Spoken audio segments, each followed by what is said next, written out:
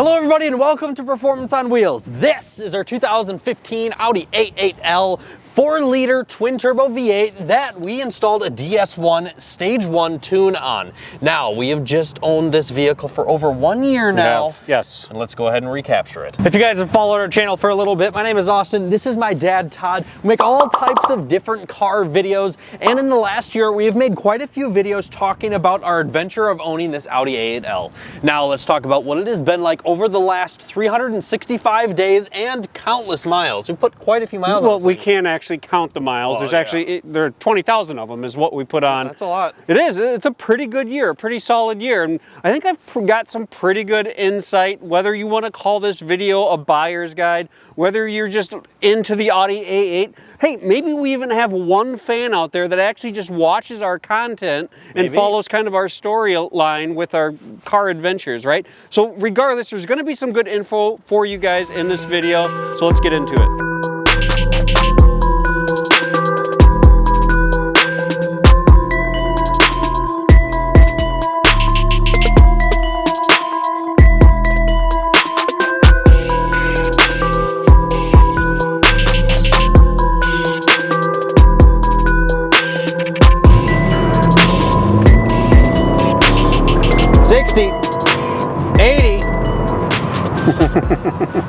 All right, the most appropriate place to make this video is driving down a nice, straight, smooth road in comfort mode, because that is what this Audi does best. 1 year ago and 20,000 miles prior to my hunt for the perfect used Audi A8L, the 4-liter twin turbo on the D4 platform, my hunt was on, and this is the model I came up with. We have a lot of other videos that kind of talk through the process, talk through some of the struggles, talk through some of the things that we learned early on.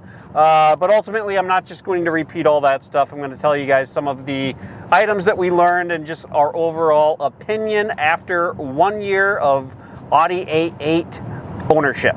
I can still remember back to a year ago when I got the A8 and thinking, getting into the interior and how dated it felt already. Now remember, I had just come out of a 2022 BMW and all the new tech that was involved with that.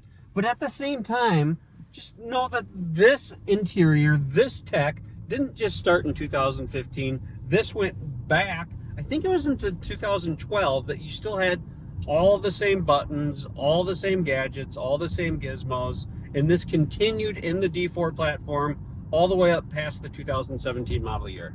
Now, at the same time, just cruising down the highway is where I have found the most enjoyment, especially if you get your family or a handful of friends in here. You get 4 people in this thing, you set her in a straight line down the road, and I don't know that there's too many cars better on the road for that.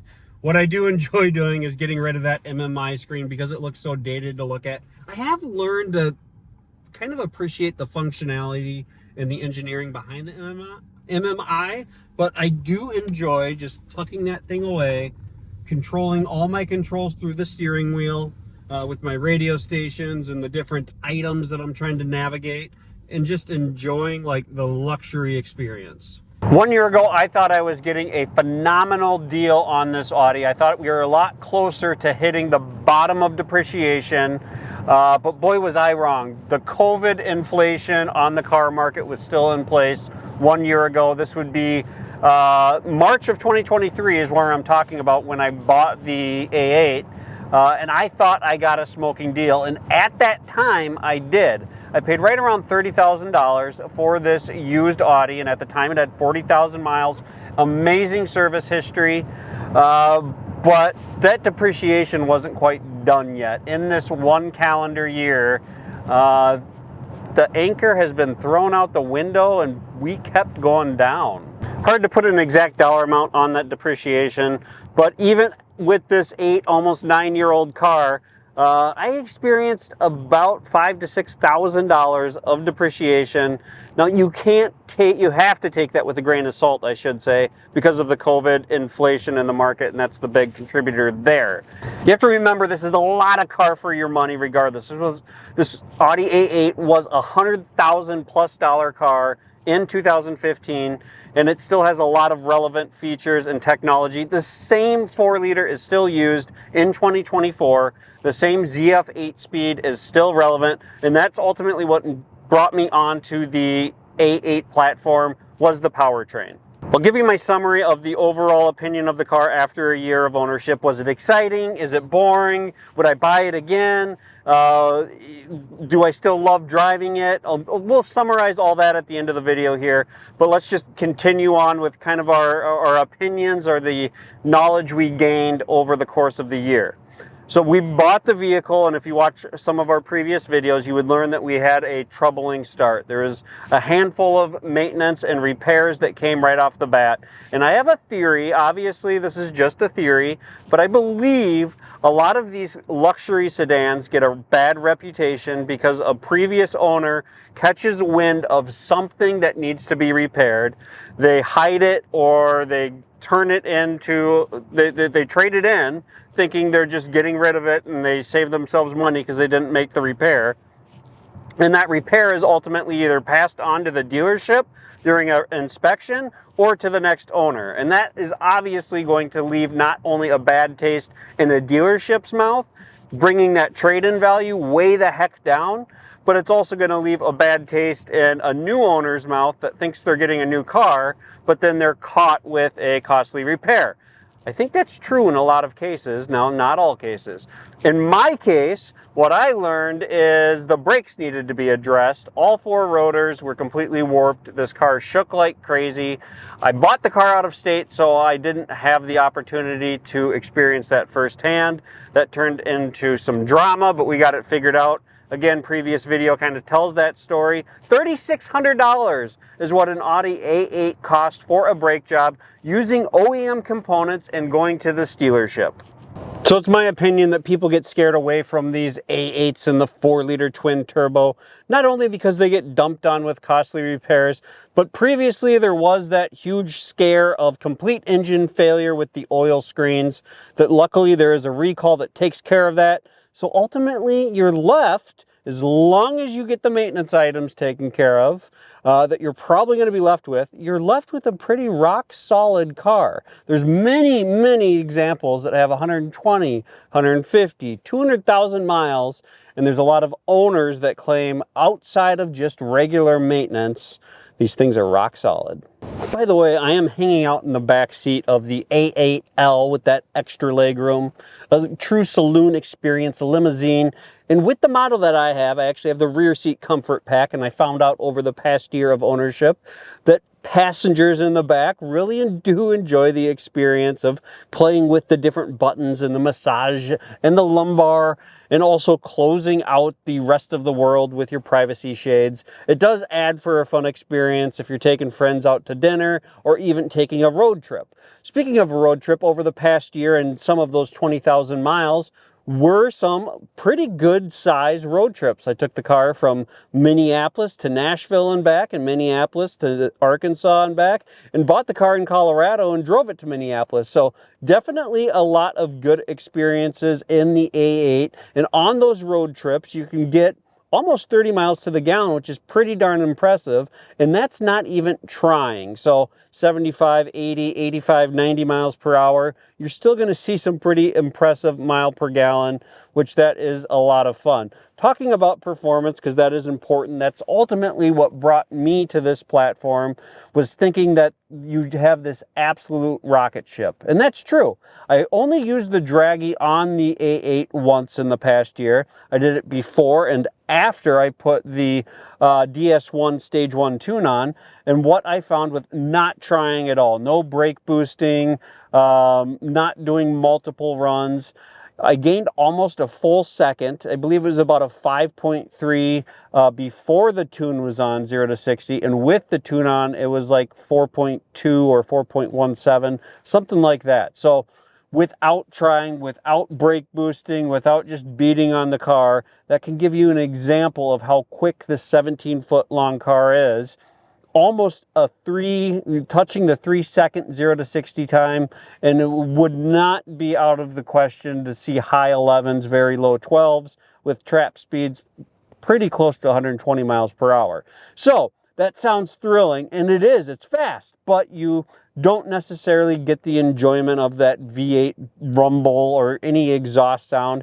Every once in a while you'll hear the sound of the motor just through the cabin, but that's kind of a rarity, and even hearing turbos or anything like that. This is a luxury car, so this is not a performance car. This isn't a car meant to go around corners fast, although I did have a very enjoyable time in dynamic mode in some of the curvy mountain roads of Arkansas. At the end of the day, this is just really made for going down the road, and every once in a while, if you get a young whippersnapper next to you that thinks their car is fast, you have the ability to prove them wrong. So once you dial in all of the like out of ordinary maintenance items that you might come across with some maybe cooling issues, maybe some suspension issues, maybe motor mounts at some point, the most important thing that you can do to your Audi A8, especially if you have a tune, is oil changes. You really should not exceed 5,000 miles with your oil change. So if you're stacking miles on in a hurry, 5,000 miles comes in a hurry. And what I found, my own personal experience, is yeah, you burn a little oil, but you really only burn oil if you're getting into the throttle, and that's extremely common. I've read, I don't even know how many tens, if not hundreds of posts over the past year with people questioning their oil burn, followed by people saying, yes, that's completely normal. But what I found is Costco does a very good job of cycling through their Mobil 1 5W30 oil on sale. I can do an oil change using that mentality, buying an OEM filter or maybe a Molly filter in the Mobil 1. I can do an oil change, 9 quarts of oil. Hang on, 9 quarts of oil. I can do an oil change for right around $75 or $80 just for the cost of parts.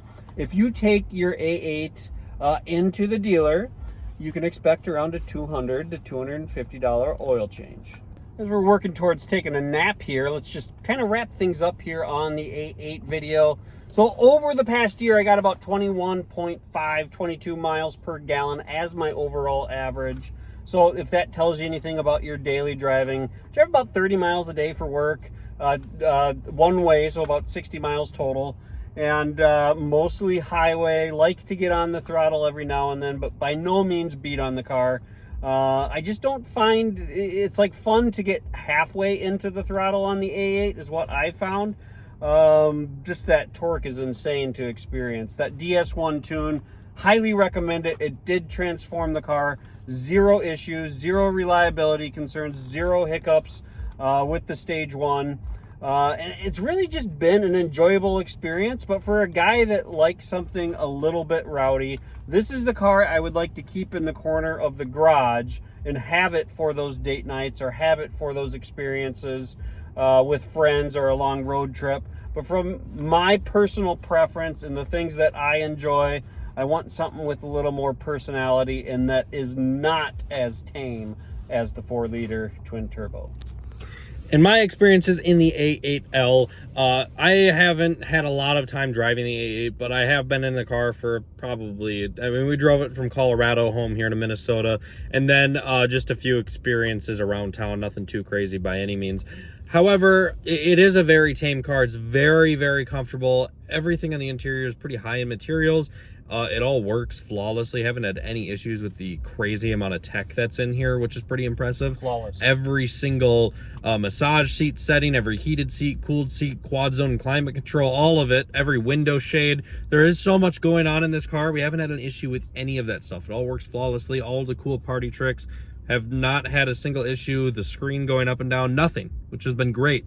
But yeah, it's an amazing car to get you from point A to point B comfortably.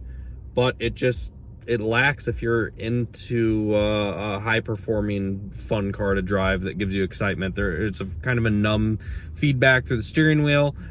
Good pedal response for the throttle. You have a lot of feedback pretty quickly, but through the brakes, they're kind of lacking. They're decent, but once again, not a lot of feedback. And of course, this is not a performance car. It's to get you from point A to point B as comfortably as it possibly can, and it does that greatly. Very good at what it does. But if you're buying this for the motor, it'll be quick, but it still isn't. Even if you go buy a Miata, for example, the Miata is going to feel quicker or feel more enjoyable to drive. It's going to be more fun to get to 60 miles an hour, because even when this gets you to 60 miles an hour as quick as it does, you're still sitting here comfortably. You're not getting thrown to the back of your seat. But it's a lot of fun. It's a really, really nice car. The A8L, highly recommend it. If you guys are looking for an amazing daily driver, this thing has been fantastic to us. And I think it's time for something new, time for something a little bit more rowdy. So thank you guys so much for tuning in to this series of A8L videos here on the channel. Let us know down in the comments below what you think of the A8L. And we look forward to seeing you soon. See you guys.